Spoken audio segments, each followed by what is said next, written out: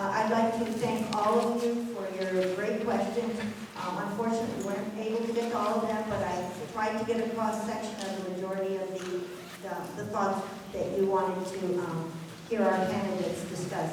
We're now ready for the third portion, which is the closing, up to 2-minute closing statement from each of the candidates. We'll begin on this side with Bob. Thank you again. I was a writer. I was a writer at the time of the primary. I was encouraged to run by my neighbors, several leaders throughout the town, my friends in town, independents, Republicans, and Democrats.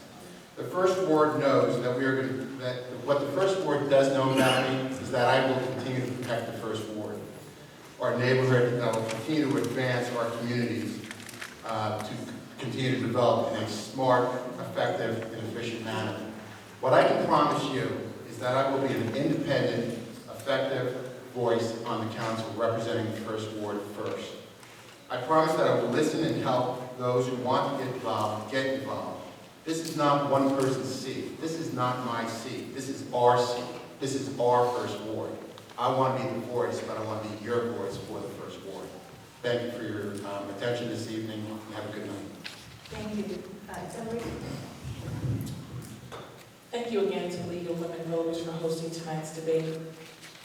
I hope tonight that I've made my position clear. I'm committed to responsible development that enables more safe and affordable housing throughout our town. I'm committed to building a recreational center for our youth to keep them engaged in healthy social activities and off the streets. I'm committed to enhancing our youth recreation programs, and I'm committed to establishing a cultural center that will help bridge the gap between the different ethnicities that make up our beautiful town. This is of particular importance to me because with a young daughter, I want her to grow up in an accepting community and to learn what other cultures have to offer. Throughout this campaign, I've been fortunate enough to meet a variety of people, and I've heard their concerns and suggestions. And what I've learned is Moristown is really blessed with so many people who care so much about their community. As I mentioned in my opening statement, I'm even more inspired to serve my community when I see these dedicated people. And as a single mother, I understand what it means to have to work hard to support a family alone. As an entrepreneur, I understand the need to make tough decisions and to take responsibility.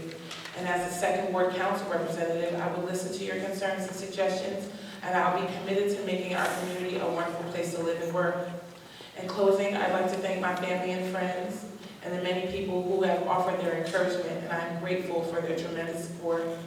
And with your trust, I ask for your vote for me, Hillary Davis Oyesanya, Democrat for 2nd Ward on November 3rd. And in return, I promise my commitment in improving our community and the quality of life in the 2nd Ward. We are Moristown, and a vote for me is absolutely a vote for you. Thank you. Thank you. Sydney? I think one of the things I want everyone to know, because not everyone knows my story. Some people question my motivations, why I do what I do. Grew up in Philadelphia, single mother, didn't know where Wall Street was, didn't know where University of Pennsylvania was, and really was on my way, as most young black men are on their way, to a life without a lot of promise or hope. But I made it to Howard University, and my life was changed there. Historically black college, and I learned that I could be anything that I applied myself to. Got recruited to Wall Street, the first of my college to go, highest paid than anybody in my family, and I really thought I arrived. I would go to meetings and talk about what we should do to help the people in the community, but the reality is I didn't live near the people that looked like me and grew up the way I grew up. And really, I wanted what was best for my family. I wanted to make a lot of money. I wanted my kids not to experience what I experienced growing up. And I think some of you may share that feeling too. But when my mother took ill and I realized that she wouldn't make it to age 60, I said a prayer that night and realized I want to do something different with my life. Not sometime in the future, not when I'm 75 or 65, but I want to make a change right then and right now. And God teaches us, be the change you want to see. And so as a part of this community that's opened up and shown so much love to my family, I've seen some things, and I have a heart for this community. I have a heart for the people here. And I want to be the change that I want to see. This is the last thing I wanted to do. I met with many people, I prayed with people, I tried to encourage others to run this race. And I could not ignore the call because I am committed to being the change I want to see. I love Morristown, I love the people, and I'm willing to fight. I've given up a lot. My friends who are still on Wall Street, they travel many places, have great lives. But you know what? I've got a greater life. I've got my family, I see my children every night, and I'm here in this community, I'm available to serve. So on November 3rd, I ask for your vote and put community before politics. Thank you. Thank you. Allison? Oh, I'm sorry, I missed Justin. My child over here. Thank you again to the League of Women Voters for hosting the debate and all of you for being here tonight. My mission as your councilman will be to work to make our amazing county more special. Over the last year, I've gone door to door, spoken to you over the phone. I've listened to your concerns, and I've seen your vision for Moristown.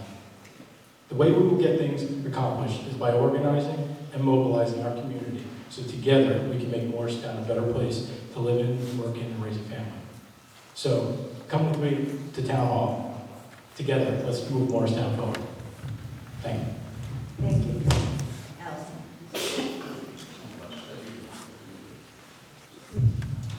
You know, I'm very honored to be serving and already being a part of the renaissance that is happening in Morristown. People want to come to Morristown, and I'm hearing a lot of good things when I go door to door. I'm not hearing a whole lot of bad. And quite frankly, I'm very honored to be sitting here tonight running for re-election, but I'm honored to have been with a great council the last 8 years to help bring Morristown forward. I think the question is how to take things to the next level and to continue some of the projects that we've started. So for me, I'm very honored to be working here in our town. I love Morristown. I met my husband here. I fell in love here. Those of you that don't know my story, my father is a 2-term councilman. He's still my role model today, and he would have continued in politics if my mom didn't get sick at a very early age. So I came from public service roots. I enjoy serving, and one thing I think I bring to my constituents is just 24/7 constituent service. I may not text, but you can always call me or email me, and I will always respond.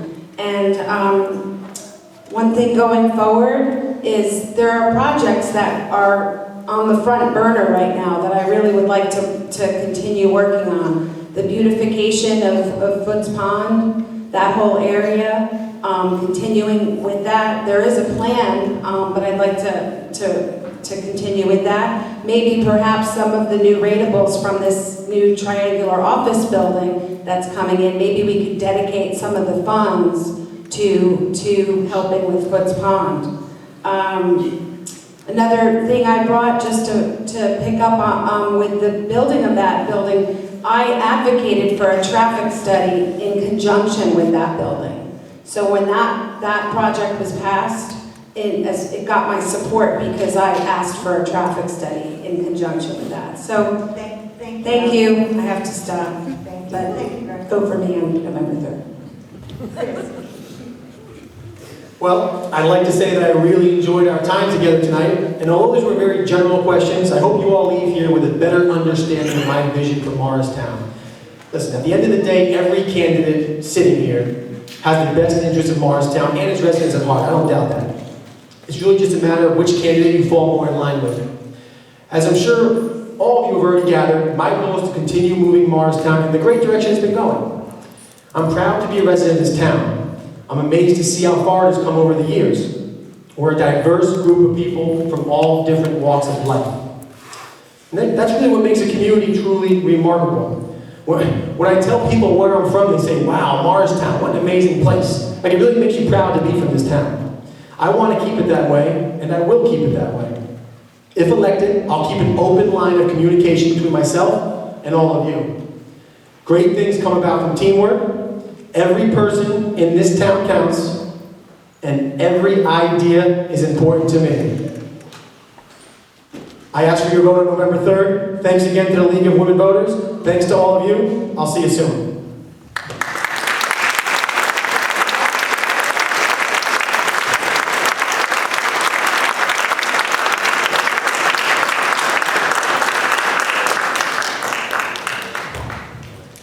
I want to thank everyone for coming tonight. I want to thank the candidates. Everybody did a very excellent job answering questions. I just have one public service announcement for the league. On November 19th, it's a Thursday at 7:30, at the Madison Community House, we will be sponsoring a program entitled Preventing Campus Sexual Assault. It should be very interesting. We have some experts from colleges in the area, plus the vice principal of Moristown High School has also agreed to be on our panel. So again, I'm going to give you the date, November 19th, 7:30 p.m. at the Madison Community House at Cook Avenue. So please put it on your calendar, and it should be an interesting evening. It's definitely a hot topic in this country. Thank you again for attending, and have a good evening.